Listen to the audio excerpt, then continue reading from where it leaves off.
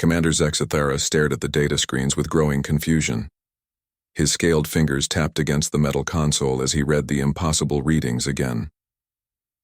The dead world below should have no life, no energy signatures, and certainly no organized settlements. Sub-Commander Velkari, verify these readings, he ordered in his deep, gravelly voice.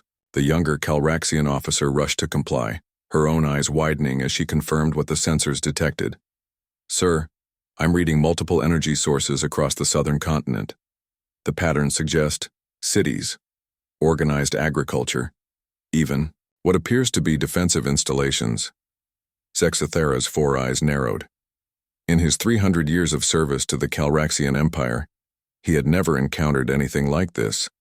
Kepler 442c was listed in all imperial records as a toxic wasteland.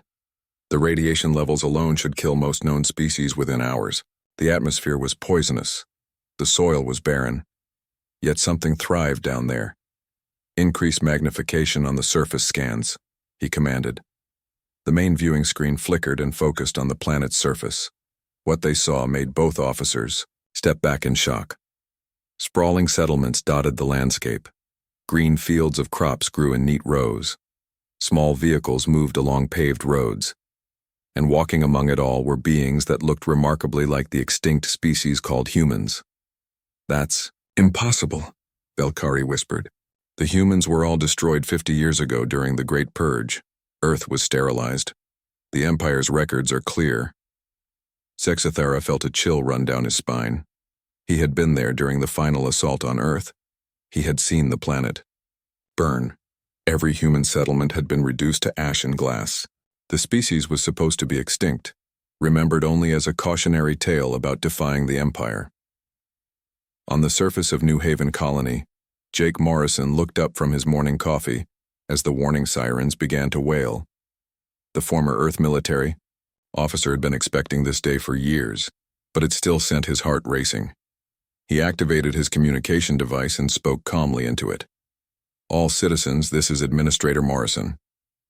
We have visitors. Proceed to Phase 1 protocols immediately. This is not a drill. Around the colony, 30,000 humans began moving with practiced efficiency. Children were gathered into reinforced buildings. Essential personnel took their positions at monitoring stations. The peaceful morning routine transformed into coordinated preparation for the inevitable confrontation. Lisa Harper was already in the engineering section when the alert came through. The chief engineer had been monitoring the approaching ship for 3 days, watching as it moved through their outer sensor network. Her team had been ready since dawn. Lisa, are the defensive systems online? Jake's voice crackled through her earpiece. All systems green, she replied, her fingers dancing across the control panels. Their ship is maintaining standard patrol distance, no aggressive positioning yet. Ben Carter jogged into the command center, still pulling on his security chief. Uniform. The stocky man with graying hair had been through situations like this before, back when Earth still existed. His calm demeanor helped steady the younger staff members who were experiencing their first alien contact. What's our visitor situation, Jake? Ben asked. One Calraxian cruiser, probably on routine patrol. They've discovered us, which means our 50-year secret is officially over. High above them, Commander Zexathera was struggling to process what he was seeing. The more detailed scans revealed engineering marvels that should have been impossible. The humans had somehow created a thriving civilization on a world that should have killed them all. Sir, I'm detecting atmospheric processors throughout their settlements, Velkari reported. But the technology doesn't match any known designs. It's almost like they've turned the planet's hostile environment into an advantage. Zexathera nodded slowly. The Empire had always prided itself on conquering worlds through superior technology and firepower. They chose planets that were already suitable for life, or they terraformed them using massive industrial complexes. These humans seem to have taken a completely different approach. Open a communication channel, he ordered. Down in the colony, Jake Morrison straightened his shoulders as the incoming transmission alert flashed on his screen. This was the moment they had all been preparing for. He accepted the communication with steady hands. The alien face that appeared on his screen was both magnificent and terrifying. Commander Zexathara's reptilian features were marked by scars from countless battles. His 4 golden eyes held the cold intelligence of a predator who had never known defeat. "I am Commander Zexathara of the Calraxian Imperial Fleet," the alien spoke in heavily accented but understandable English. "You will identify yourselves immediately and prepare for inspection." Jake smiled politely, which seemed to confuse the alien commander. "Good morning, Commander. I'm Jake Morrison, Administrator of New Haven Colony. We're honored by your visit, though I have to say we weren't expecting company for another few decades." The casual response clearly stunned Zexathara. In his experience, newly discovered species either cowered in terror or made desperate threats. This human seemed to be treating their first contact like a neighborly social call. "You are human," Zexathara stated, his voice carrying a note of disbelief. "All humans were eliminated during the Great Purge. Your presence here is impossible." "Well," Jake replied with a slight grin, "we've always been pretty good at doing impossible things. It's kind of our specialty." Amy Brooks, the colony's chief medical officer, watched the exchange from her position in the medical center. She had been one of the children evacuated from Earth 50 years ago. The memories of that terrible day still haunted her dreams, but they had also shaped her determination to help her people survive and thrive. Dan Foster was monitoring the conversation from the science laboratory. The former Earth refugee had spent the last 5 decades studying everything they could learn about Calraxian technology and psychology. This first contact was proceeding exactly as he had predicted it would. "Commander," Jake continued, "I'd like to invite you and a small party to visit our colony. I think you'll find our little community quite interesting. We've made some remarkable advances in the past 50 years. Zexathara's confusion deepened. This human was not only unafraid, but he was actually inviting them down to the surface. It went against every protocol and expectation he had developed over centuries of conquest. "You will prepare for immediate surrender and relocation," Zexathara declared, falling back on standard Imperial procedure. "All human survivors will be cataloged and transferred to appropriate facilities." Jake's smile never wavered. "I appreciate the offer, Commander, but we're quite comfortable where we are. However, you're still welcome to visit. I think you'll find our perspective on survival quite educational." The communication ended, leaving Zexathara staring at a blank screen. In 300 years of service, no species had ever politely declined surrender while simultaneously extending a dinner invitation. These humans were either incredibly brave or completely insane. Either way, they were about to discover that the Calraxian Empire did not accept refusal from anyone, especially from a species that was supposed to be extinct. Commander Zexathara paced the bridge of his warship, his claws clicking against the metal deck plates. The human's casual refusal to surrender had left him in an impossible position. Imperial protocol was clear. All discovered species must submit to Calraxian authority immediately. There were no exceptions, no negotiations, and certainly no polite dinner invitations. "Sub-Commander Velkari, prepare a landing party," he ordered. "We will follow standard first contact procedures." Velkari hesitated. The young officer had studied the Imperial manual extensively, but nothing in it covered a situation like this. "Sir, which procedures exactly? The humans seem to already know who we are and what we represent." "The same procedures we use for all inferior species," Zexathara replied firmly. "We land with a show of force, demonstrate our technological superiority, and secure their immediate compliance." Down on New Haven Colony, Jake Morrison was holding a very different kind of meeting. The colony's leadership had gathered in the Underground Command Center, a facility that had been carved deep into the planet's bedrock over decades of careful construction. "They're coming down," Lisa Harper reported from her bank of monitoring equipment. One transport ship, probably 20 soldiers plus officers, standard Calraxian intimidation formation. Ben Carter nodded and checked his own displays. "Our external sensors show they're bringing heavy weapons and energy restraints. They're planning to arrest someone. Probably me," Jake said calmly. "I'm the administrator, so I'm the obvious target for their first demonstration of power." Amy Brooks frowned from her position at the medical station.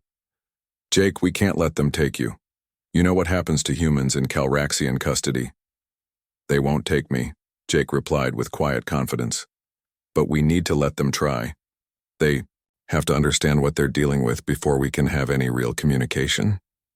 Dan Foster looked up from his scientific instruments. The psychological profiles we've developed suggest that Commander Zexathara is a career military officer. He's never encountered genuine resistance from a supposedly inferior species. His response will be predictable. The Calraxian landing party descended through New Haven's atmosphere in their sleek transport ship. Commander Zexathara stood in the passenger compartment, reviewing his officers one final time. All were armed with the latest energy weapons. All wore the intimidating black armor that had broken the spirit of 100 conquered worlds. Remember, he told them, these humans are anomalies that must be corrected. Show no weakness, accept no excuses, and tolerate no defiance. The transport landed in New Haven's central plaza with a thunderous roar designed to demonstrate imperial power. The boarding ramp lowered, and 20 Calraxian soldiers marched out in perfect formation, their weapons ready and their armor gleaming. What they found waiting for them was not what they expected. Jake Morrison stood alone in the center of the plaza, wearing simple civilian clothes and holding a steaming cup of coffee. Behind him, the colony went about its normal daily business. Children played in nearby parks under the watchful eyes of their parents. Adults tended gardens and repaired equipment. Nobody seemed particularly concerned about the arrival of the most feared military force in the galaxy. "Good morning, Commander," Jake called out cheerfully. "Welcome to New Haven. I hope your flight down was pleasant." Zexathara emerged from the transport, his four eyes scanning the scene with growing confusion. Where were the crowds of terrified civilians? Where were the desperate attempts to hide valuable resources? Where was the fear that always accompanied first contact with the Empire? "I am Commander Zexathara," he announced in his most authoritative voice. "By order of the Calraxian Empire, you are under arrest for violation of territorial sovereignty and illegal occupation of Imperial space." Jake took a sip of his coffee and nodded thoughtfully. "That's an interesting legal position, Commander, though I have to point out that this system was never officially claimed by the Empire. We checked the registration records quite thoroughly before we settled here." This casual response to an arrest order left Zexathara momentarily speechless. Velkari stepped forward, her weapon raised but not quite aimed at the human administrator. "You will come with us immediately," she declared. "Resistance will result in the destruction of your settlement." "Oh, I don't think there will be any need for destruction," Jake replied mildly. "But I am curious about one thing. How exactly do you plan to enforce that arrest order?" Before anyone could answer, the ground beneath the Calraxian landing party began to rumble. Within seconds, the entire human settlement simply vanished. Buildings sank into the earth, gardens retracted underground, and even the roads folded away, like mechanical puzzles.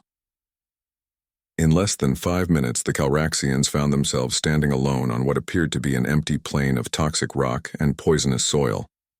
Their transport ship sat isolated in the middle of a wasteland that matched all their original surveys of the planet. "What did you do?" Zexathara demanded, his voice rising in alarm. Jake Morrison stood exactly where he had been before, apparently, unaffected by the dramatic transformation around them. "I didn't do anything, Commander. The colony did what it always does when threatened. It protected itself." Lisa Harper's voice came from speakers that seemed to emerge from the ground itself. "Commander Zexathara, your soldiers are now standing on the surface of one of the most hostile environments in this sector of the galaxy. Without proper protection, you have approximately 6 hours before the radiation and toxic atmosphere begin causing permanent damage to your biological systems." Velkari checked her environmental sensors and felt her blood run cold. The readings were beyond anything in her experience. "Sir, she's right. This planet is lethal. How are the humans surviving?" "That's an excellent question," Jake said, finishing his coffee and somehow producing a fresh cup from nowhere. "The answer might surprise you. You see, we didn't try to change this planet to suit us. We changed ourselves to suit the planet." Amy Brooks emerged from what looked like solid rock, her medical scanner already analyzing the Calraxian soldiers. I'm reading elevated stress indicators in your people, Commander. The atmospheric toxins are already beginning to affect your respiratory systems. Dan Foster appeared next, carrying scientific instruments that seemed impossibly advanced despite their simple appearance. We've had 50 years to adapt, Commander. 50 years to turn this world's hostility into our greatest defensive advantage. Ben Carter was the last to emerge from the hidden entrances that dotted the seemingly barren landscape. Your transport ship is equipped with life support systems that will keep you alive for approximately 18 hours in this environment. After that, you'll need to return to orbit or accept our hospitality. Commander Zexathara felt control of the situation slipping away from him. This was not how first contact was supposed to proceed. The humans were supposed to be afraid, desperate, and grateful for Imperial protection. Instead, they seemed to be treating his elite soldiers like tourists who had wandered into a dangerous neighborhood without proper preparation. You cannot hide from the Empire forever, he declared, though his voice lacked its earlier confidence. We're not hiding, Commander, Jake replied. We're thriving. There's a difference. The human administrator gestured toward the empty landscape around them. This is just one of our communities. We have dozens of others throughout this sector, all on worlds that the Empire considers worthless, all filled with humans who were supposed to be extinct. Velkari felt her worldview beginning to shift. Everything she had been taught about human weakness and inferiority was being challenged by what she witnessed. These people had not just survived on an impossible world, they had made it their home. Why reveal yourselves now? She asked, lowering her weapon slightly. Jake smiled at the young officer's question. Because hiding was never the goal, Sub-Commander. Surviving was. And now that we've proven we can survive anything, it's time to show the galaxy what humans can really do when we set our minds to it. The standoff continued as both sides evaluated their options. The Calraxians were learning that their standard tactics were useless against an opponent who had turned disadvantage into strength. The humans were discovering that their 50 years of preparation had been worth the wait. The real test was just beginning. Sub-Commander Velkari found herself in the strangest situation of her military career. She was supposed to be arresting primitive humans, but instead she was receiving a guided tour of the most advanced survival technology she had ever encountered. Jake. Morrison led the Calraxian officers through hidden passages that seemed to materialize from solid rock. The tunnels were lined with crystalline structures that provided both lighting and atmospheric control. Everything was designed with elegant efficiency that made their own Imperial technology seem clumsy by comparison. These passages connect every part of our colony, Jake explained as they walked. We can evacuate 30,000 people to complete safety in under 4 minutes. We've practiced it so many times that the children think it's a game. Commander Zexathara walked in silence, his 4 eyes taking in every detail. The engineering required to create this underground network should have taken centuries with the most advanced Imperial construction methods, yet these humans had built it while hiding from the most powerful military force in the galaxy. How is this possible? Velkari asked, her scientific curiosity overcoming her military training. The geological surveys show solid bedrock for kilometers, in every direction. Lisa Harper appeared beside them, having emerged from another hidden entrance. The chief engineer smiled at the young officer's question. You're thinking like conquerors instead of survivors. When you can't change the environment, you adapt to work with it instead of against it. She led them into a vast underground chamber that took both Calraxians' breath away. The space was larger than the main hangar bay on their warship, carved directly from the living rock and filled with machinery that hummed with quiet efficiency. This is our main engineering section, Lisa said proudly. Everything you see was built using materials we found on this planet. The rock itself provided most of what we needed once we learned how to work with its unique properties. Dan Foster joined them, carrying a device that looked deceptively simple but registered energy readings that made Velkari's scanner overload.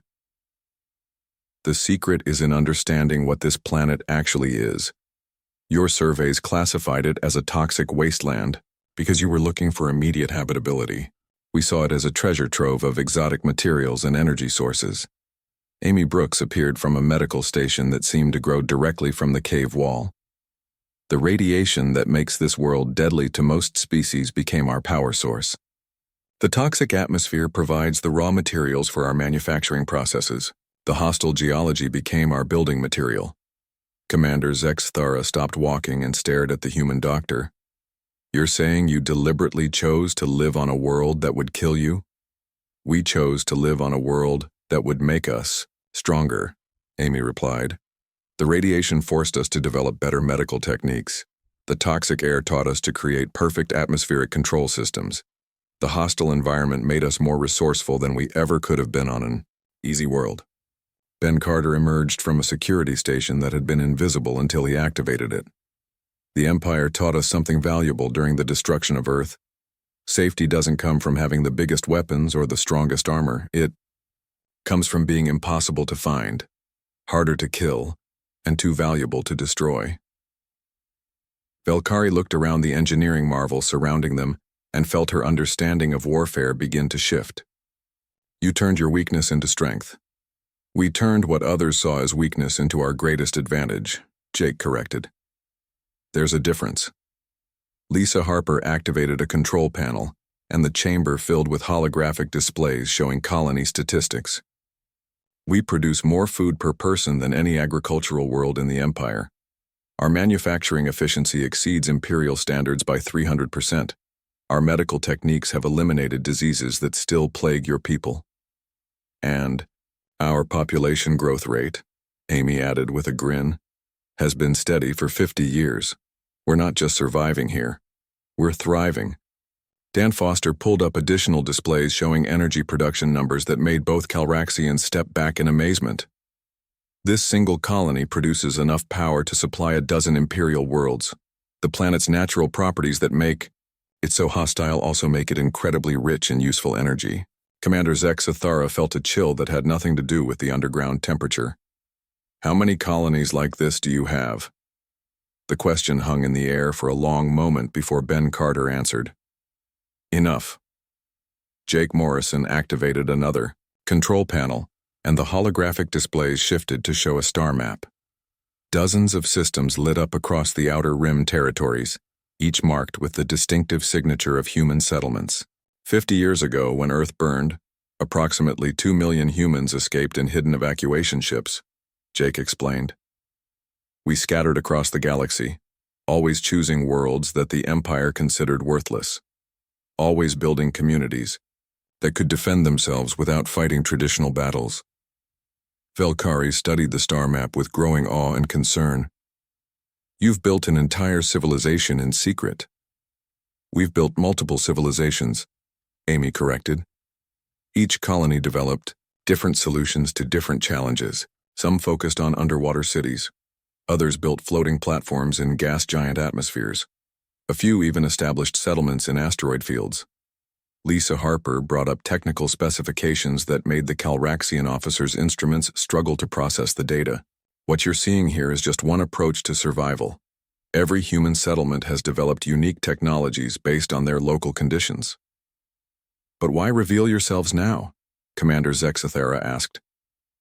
You could have remained hidden indefinitely, Kerr. Foster smiled at the question. Because hiding was never the end goal. It was preparation. We've spent 50 years learning, growing, and developing capabilities that the galaxy has never seen before. Now we're ready to take our place as equals, rather than refugees. The guided tour continued deeper into the colony's hidden infrastructure. The Calraxians saw medical facilities that could heal injuries considered permanent by Imperial medicine. They witnessed manufacturing systems that created complex devices from raw planetary materials in minutes instead of months. They observed educational centers where human children learned advanced sciences while playing games that would challenge Imperial University students. This is impossible, Zexathera muttered more to himself than to his hosts. We've heard that a lot over the past 50 years, Jake replied cheerfully. It's become something of a motivational slogan for us. When someone says something is impossible, we take it as a personal challenge. Ben Carter led them to an observation deck that looked out over the colony's hidden agricultural sections. Vast underground farms produced crops that grew in conditions that should have killed them instantly. Automated systems harvested and processed food with efficiency that exceeded anything in imperial agriculture. Your people will never have to worry about food shortages again, Amy observed, watching Velkari study the farming displays. Neither will anyone else who chooses cooperation over conquest. The sub-commander looked at the human doctor with new understanding. You're offering to share this technology. We're offering to share everything, Lisa Harper said. But only with those who are willing to learn instead of conquer. We've seen what happens when superior technology is used for domination. We prefer cooperation. Commander Zexathara realized that everything he thought he knew about human capabilities had been wrong. These people had not just survived the Empire's attempt to destroy them. They had used that destruction as motivation to become something entirely new. The question now was whether the Empire would be wise enough to recognize what they had found, or foolish enough to try destroying it again. Based on his experience with Imperial policy, Zexathara feared he already knew the answer. The tour was far from over, and the most impressive revelations were yet to come. Commander Zexathara stood in his ship's communication chamber, staring at the holographic image of Admiral Korthak, Supreme Commander of the Calraxian Outer Rim Forces. The Admiral's scarred face showed the cold displeasure that had terrified subordinates for over 4 centuries. Explain to me, Commander, how a species that was completely destroyed 50 years ago is now operating advanced colonies throughout our territory. Admiral Korthak's voice carried the promise of severe punishment for unsatisfactory answers. Sir, the humans appear to have faked their extinction and used the past 5 decades to establish hidden settlements on worlds we considered uninhabitable, Zexathara replied, trying to keep his voice steady. Impossible. I personally oversaw the destruction of Earth. Every human settlement was reduced to ash. Yes, sir. However, it appears that approximately 2 million humans escaped in hidden evacuation ships before the final assault. They have since built a secret civilization using technologies we do not understand. The holographic admiral's 4 eyes narrowed dangerously. Are you telling me that a primitive species has been operating undetected in Imperial space for 50 years while developing superior technology? Zexathara hesitated. The truth sounded impossible even to him, but the evidence was undeniable. Yes, sir. That appears to be exactly what happened. Admiral Korthak's roar of rage made the communication equipment vibrate. Order immediate orbital bombardment of their settlement. I want every trace of human presence eliminated within the hour. Sir, they have demonstrated defensive capabilities that may complicate bombardment operations. I don't care if they have personal force fields, Commander. You will destroy that colony and every human in it. The Empire does not tolerate defiance from extinct species. The communication ended, leaving Zexathara alone with orders that filled him with dread. Something about the humans' confident behavior suggested they had been expecting this response. After 50 years of hiding and preparing, they would not have revealed themselves without a plan. Down on New Haven Colony, Jake Morrison received the evacuation alert with calm acceptance. The orbital weapons targeting their location had been detected by their long-range sensors 3 minutes before the Calraxian commander received his orders. All citizens to deep shelter positions, Jake announced over the colony-wide communication system. Operation Defiance is now active. All defensive teams to your stations. Lisa Harper was already in the main engineering control center, her hands dancing across control panels that activated systems the Calraxians had no idea existed. Planetary defense grid is online. Counter-orbital weapons are ready. Underground, shelters are sealed and protected. Ben Carter monitored the approaching threat from his security command post. Zexathara's ship is moving to bombardment position. Their weapons are charging for a full-scale surface sterilization attack.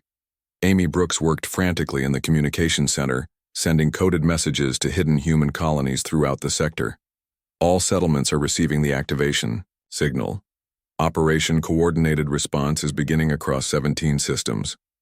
Dan Foster stood before a massive control console that looked like a work of art carved from living crystal. Planetary systems are responding. We're about to show them what this world can really do when properly motivated. The first orbital bombardment beam lanced down from space, carrying enough energy to turn a mountain into vapor. It struck the planet's surface and simply vanished, absorbed by crystalline formations that had been growing beneath the ground for decades. Commander Zexathera stared at his weapons display in disbelief. Fire again, maximum power. 3 more energy beams hammered the planet's surface with enough force to crack continents. Each one disappeared without causing any visible damage to the landscape below. "Sir, our weapons are having no effect," reported his weapons officer. "The energy appears to be absorbed by some kind of planetary defense system." Deep underground, Lisa Harper smiled as her control panel showed massive energy levels flowing into the colony's storage systems. "Their bombardment is charging our defensive weapons faster than our reactors ever could. Ben, are you ready for the counterattack?" "All targeting systems are locked on their ship," Ben replied. "Jake, do we have permission to return fire?" Jake Morrison took a deep breath. 50 years of hiding were about to end forever. Show them what human engineering can accomplish when we're properly motivated. The planet's surface erupted as hidden weapons installations emerged from concealed positions. Energy cannons that had been grown from the world's crystalline formations fired beams of coherent force that made the Calraxian bombardment look like flashlight beams by comparison. "Commander," Zexathara's warship shuddered as the first human weapon struck their shields. The energy readings were beyond anything in his experience. "Evasive maneuvers. Return fire with all weapons." The space battle that followed was unlike anything in recorded galactic history. The humans fought with weapons that shouldn't have been possible to build, using tactics that violated everything the Empire knew about space combat. Their energy beams seemed to curve through space, tracking the Calraxian ship no matter how fast it moved. "Sir, our shields are failing," reported the ship's engineer. "Their weapons are somehow draining our power systems while they attack." Valkyrie watched the impossible battle from her station, her mind struggling to accept what she was seeing. How are they doing this? In the colony's command center, Dan Foster provided the answer that no Calraxian could hear. 50 years of studying Imperial technology while developing our own improvements. We know how their systems work better than they do. Amy Brooks was coordinating with other human colonies across the sector. "Settlement reports are coming in. Calraxian patrol ships are under attack in 14 different systems. Our people are following the coordinated response plan perfectly." Lisa Harper monitored the space battle while managing the planetary defenses. "Zexathara's ship is trying to retreat to hyperspace. Should we let them go?" "No," Jake replied firmly. "They need to understand that running away won't solve this problem. Bring them down gently. We want them alive for the next phase." The human weapons shifted their attack pattern, no longer trying to destroy the Calraxian ship, but systematically disabling its engines and hyperspace drive. Within minutes, the once mighty Imperial warship was drifting helplessly in orbit, completely at the mercy of the supposedly extinct humans. Commander Zexathara stood on his damaged bridge, staring at displays that showed similar defeats occurring throughout the sector. Calraxian ships were being defeated by human forces that appeared out of nowhere, using technology that surpassed Imperial capabilities in every category. "Sir, we're receiving a communication from the planet," Valkyrie reported. Her voice filled with amazement and fear. Jake Morrison's face appeared on their main screen, his expression calm and professional. "Commander Zexathara, I hope your crew wasn't injured during our little demonstration. We tried to be as gentle as possible while making our point." "What do you want?" Zexathara asked, his voice hoarse with shock. "The same thing we've always wanted," Jake replied. "To be left alone to live our lives in peace. However, since the Empire seems incapable of accepting that simple request, we're prepared to defend ourselves and our allies with whatever force is necessary." Amy Brooks appeared beside Jake on the screen. "Commander, your ship's life support systems were damaged during the engagement. We're prepared to provide assistance and medical care for your crew."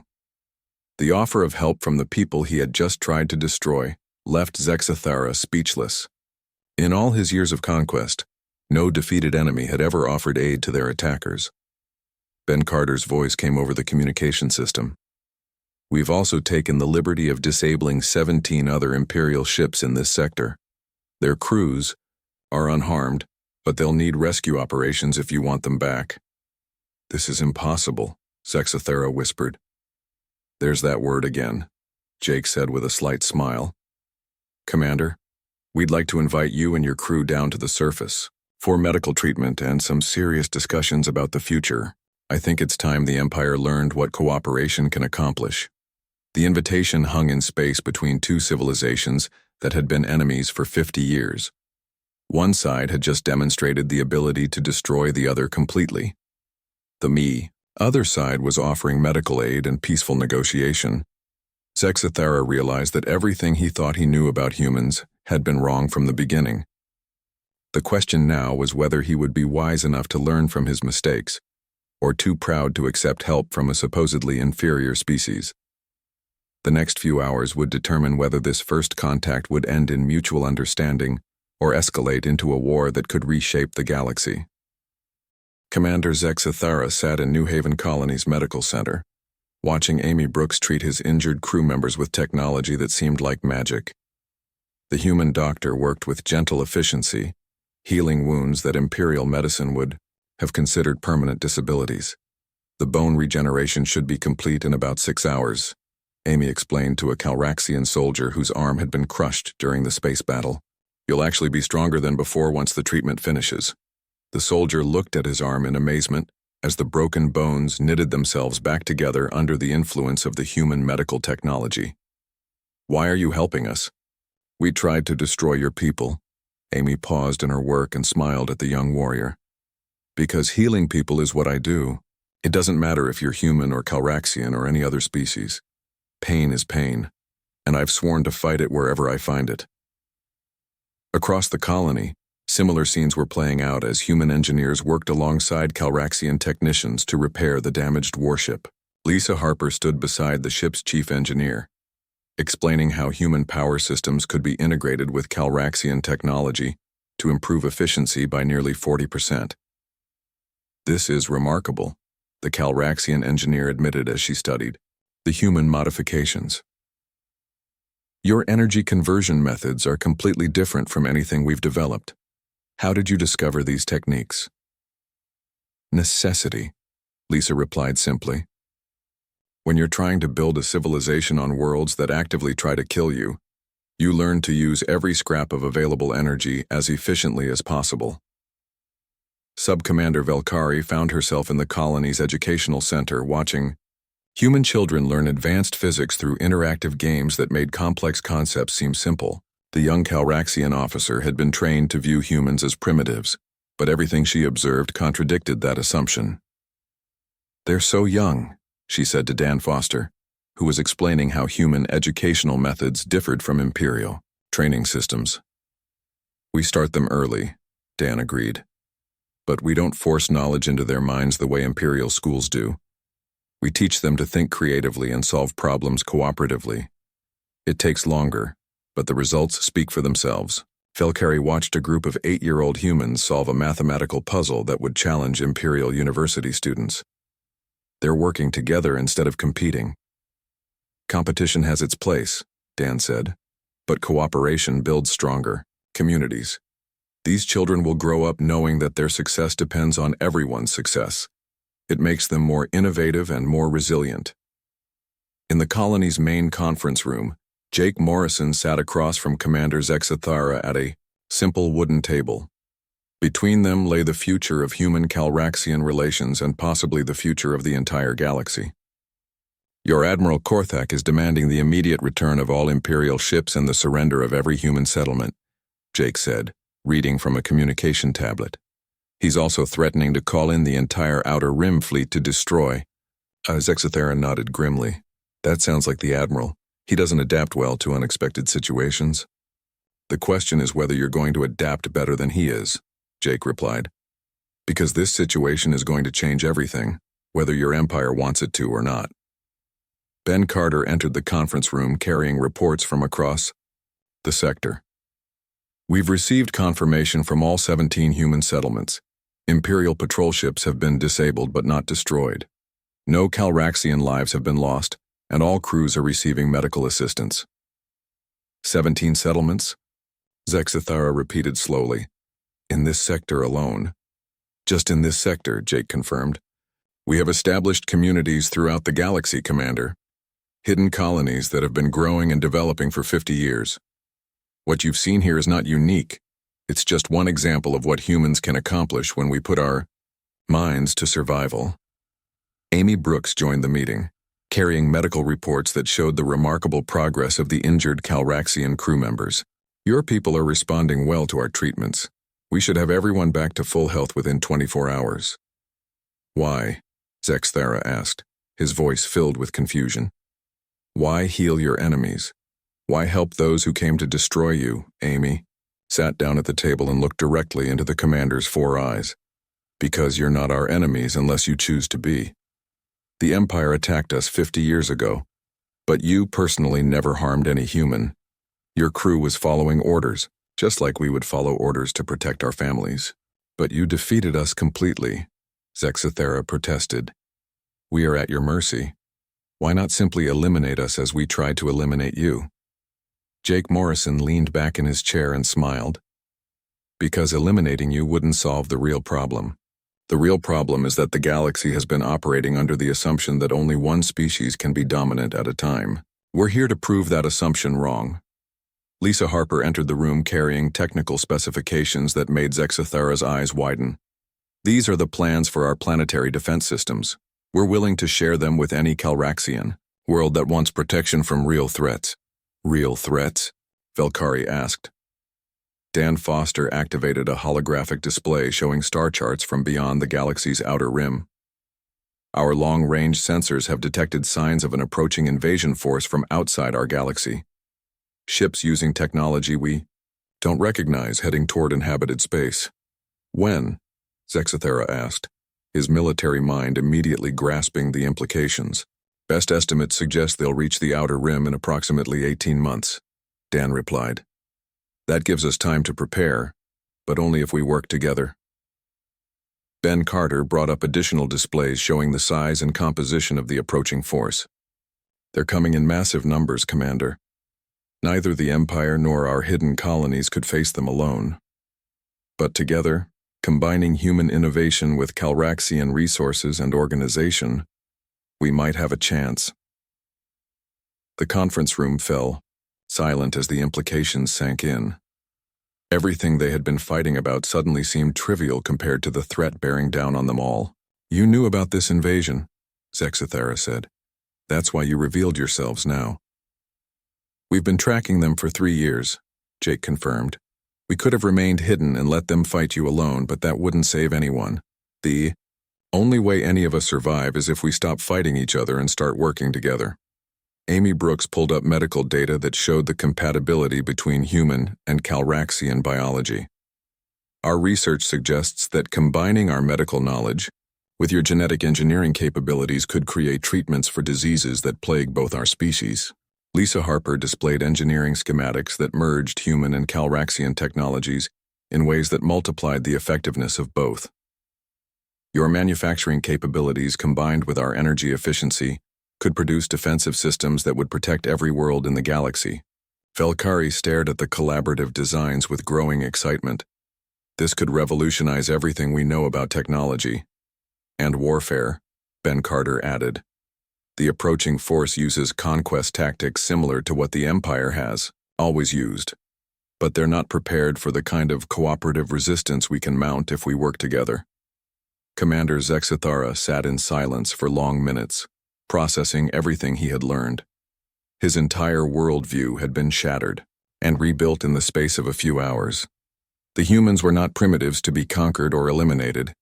They were potential allies who could help save civilization itself. What do you want from me? He asked finally. Jake Morrison stood and extended his hand in the ancient human gesture of friendship. We want you to go back to your admiral and tell him the truth. Tell him that the humans are not his enemies unless he makes us his enemies.